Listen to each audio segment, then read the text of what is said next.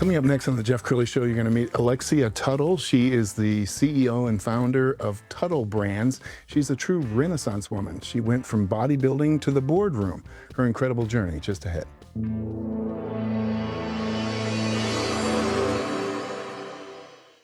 Many are predicting that the worst is yet to come, which is unfortunate, said one person here.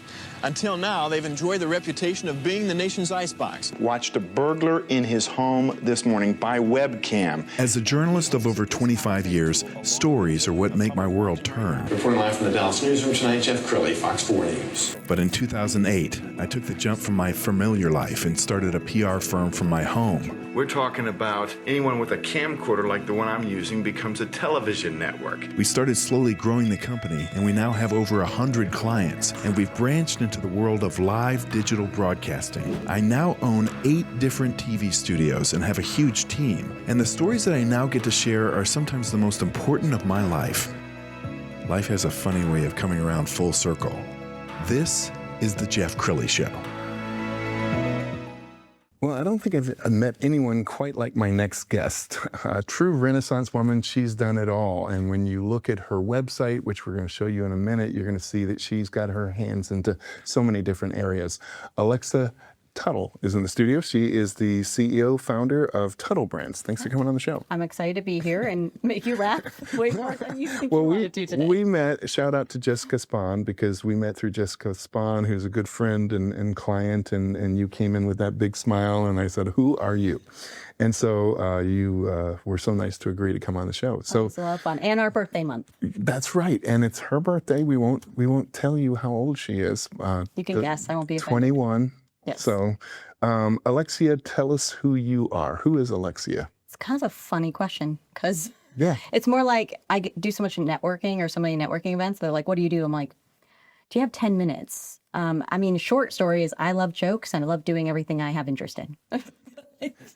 But, I think how I would say that is I just used to think I had to be one thing. And then I realized I didn't have to. So nutrition is my main brand, done that for over a decade, got into the equity business buying apartments for the long-term play, have a water enhancement product, so we're in e-commerce as well. And then I do a lot of philanthropy work. I do event planning, consulting. I'm on the board of a veteran nonprofit. And I just love being home with my dogs, my husband, and I love it. Making things happen. Well, and I can tell your brain works very fast, so you would get bored if it was just one I thing. tried being bored once. Did you? You want to know what I did? What'd you do? I went to competitive ballroom dancing and learning Greek. And I was like, wow. Yeah, I have a wait list of hobbies, and I'll just go there if I have a blank day. That's super cool. All right, let's talk a little bit about your bodybuilding career. We've got some video, and this video was taken a few years ago, but let's go ahead and put this on the screen, and I want you to narrate this for us. What are we doing here? Shoulder raises, lateral raises. And those aren't light weights. I mean, that's not like a 10-pounder. That's a big one. I think around this time, I was benching 225 for reps. I loved benching. I could never grow my legs as fast as I could grow my upper body, and I'm only 5'2", but I was like the tiniest girl growing up. Wow. Like I was even a flyer in cheerleading. I had no muscle. I couldn't even lock my leg. And I think after high school, I was like, I just want to be strong. So that's what happened. All right, so there's different ways. There's bodybuilding, there's fitness. What categories were you in? So a friend of a friend I saw do, I think it was bikini at the time, which was, things have evolved since then. It's been 15 plus years. So I started in bikini because I literally had no muscle. First show probably shouldn't have even been on stage. I was that tiny and had no muscle. I think I was like 90 pounds on stage for first show. That was interesting. And then I was like, okay, I'm going to get serious about this. And then I went from bikini, I did bikini again, and I did figure, which is a little bit more muscular, but I don't really have figure shape. And then physique, I attempted, but to be honest, I was a little uncomfortable. I'm technically petite, but having that much muscle, and I'm not nice when I'm hungry, okay? It was not nice being my friend. So I realized, I'm a better coach than player. And then the coaching was already taking off. So I would just change my body every year. They call me like a fitness chameleon, and I would just do photo shoots. Really? And that way I could keep learning my body and doing different things, but then I was helping other people do everything that they wanted. General population plus the bodybuilding world. And you married a bodybuilder. Yes. And it's so at And least he's way more popular in that world than me. now were you at least on the same diet at the same time? Where It was better if we were. Yeah. Yes, because otherwise he'd hide from me because I just want to touch him, and he's like changing really fast, and I'm like, "Where are you?" All right, we're going to pull up your landing page for your main website, and this is TuttleBrands.com. So as we pull this up and we scroll down it, I want you to describe again some of the different things that you're involved in. I mean, it's hard to say that they relate because they technically don't, but like people like you and me who like to talk to people and find connections and help people, is everything does have a synergy. So nutrition and fitness, a lot of those people are now my investors in the equity business. I'm helping them with tax liabilities and doing different types of investments because they also trust us. And that led to other opportunities, especially in the nonprofit space. A lot of those are my investors where I get connections with deals through that way. And then the e-commerce business was just like more hydration. It's something that to incentivize you to drink water all day. It has not tons of minerals, but enough to help hydration. And my husband is a dietitian, retired pro bodybuilder. So, and he's very well versed. He's a very intelligent man, can talk. But we've been business partners over a decade. And I would say he's the more of the workforce, the intelligent worker, and we have the same work ethic. And I'm like more of the visionary, operations, financial. And for some reason, when we just got together, everything I love it. Well, I love it that you complement each other so well. Yeah. Talk about philanthropy. Oh yeah, I've always, I looked back the other day because I was wondering how I got into it myself because someone asked me. I'm like, I think I've always done something related to philanthropy. Like even when I was younger, I didn't know what I wanted to do. If you have a mind like mine, we spin our wheels and we try a bunch of different things. And I did tax returns for people in college, low income. And I was like, okay, I want to possibly be an accountant. No, that taught me that I didn't. Okay. But it was like the first step into philanthropy, like doing that as a volunteer. The next, I was helping people budget. I was making 12 grand a year hungry.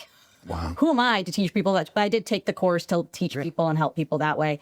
But it's just funny looking back, like, okay. And then from there, I've always been interested in, helping people that were like me, not in a good upbringing, but maybe needed some guidance. So I'm always willing to talk to people. And then, veterans. I'm really big in the veteran space.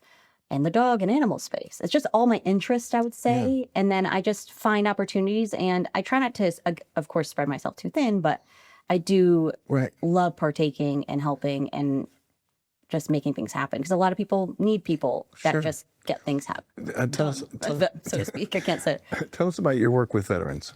Okay, so when I moved to Texas, it was 5 years ago. And I was looking for something veteran related. And I was like, I think it was Eventbrite. And I found a gala. It was their first year. And I went. I was like, please give me your last ticket. Because I think it was like the last day. And he's like, we're sold out. I was like, I'll buy a table. Like, just let me go. For some reason, I was drawn to it. It made no sense. Because the founder of this, it was new. His son passed away, Ashton Johnson. And it was a very new nonprofit, their first gala. And it's helping veterans with pursuing careers in aviation.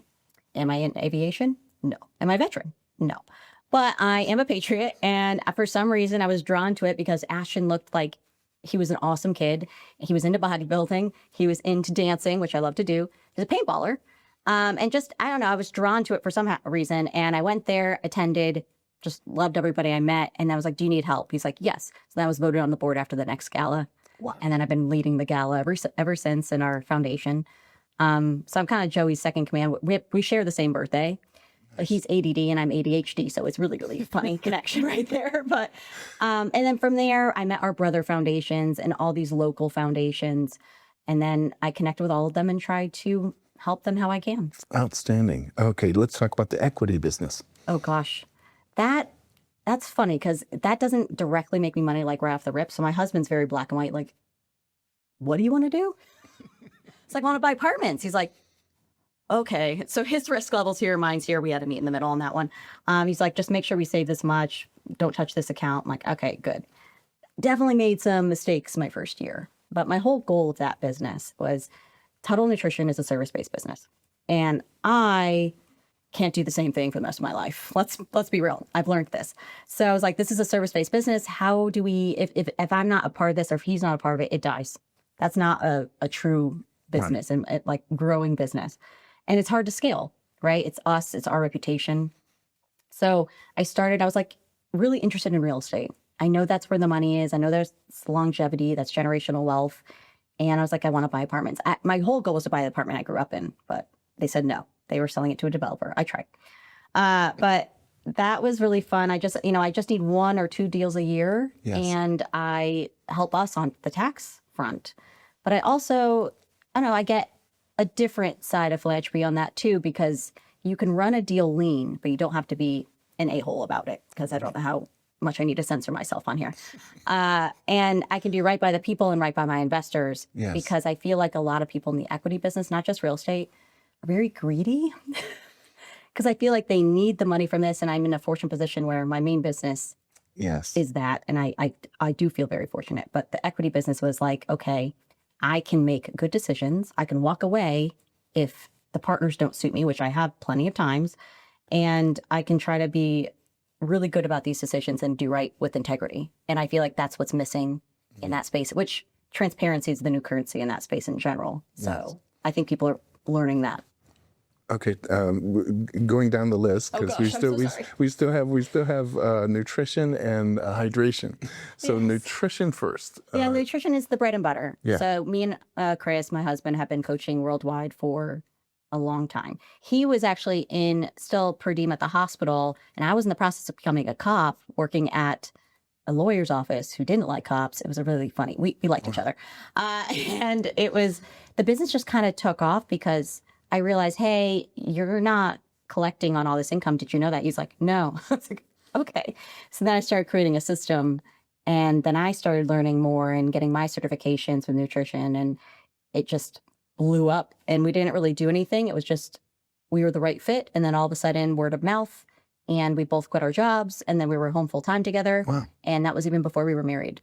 And is supplements? I mean, talk about So supplements, we don't really do supplements. We have like companies we appreciate and we do promote because we know how they make their supplements. There's a lot, it's really tough industry. Sure. And I think we were never want to be tied down in that industry because I'm a food first person anyways. Yes. Like I like real food Yes. before supplements. Supplements do have a place, but we do have affiliate one, HU Muscle, which I love because they actually do quality checks and they're good. And there's a bunch of brands, but we did create one, I would say, I guess, supplement, which was more hydration, which is the water enhancer flavored. It flavors your water. People like to mix with alcohol, but that's not the point of it. You have water. And it's just something else we ship out of our house. We don't make money from it. It's just something that we're doing to build up and to help people, but hopefully at some point we hopefully do sell it. But it's just another branch, I would say, of the nutrition side, because there's a lot of branches that come off the nutrition business. People think I'm a trainer. I'm not. I do help people with the training aspect, but never in the gym. Yes. It's always been online, worldwide. We actually have clients staying with us right now, one from China, and I'm asking so many questions. Wow. I love cultures. I love learning about cultures. That's where my jokes come from. That's I wish we could talk all day. So I know, I'm so sorry. Here's what I want to do. We got about 2 minutes left. You're going to look into the camera on the left and maybe give some advice to that young lady out there who's searching for a direction. Oh gosh, I would say believe in yourself early and be yourself early, because I think once I was able to appreciate who I am, appreciate who I am, everything got better. And also just lean into learning by observing and asking questions, because I didn't ask enough questions.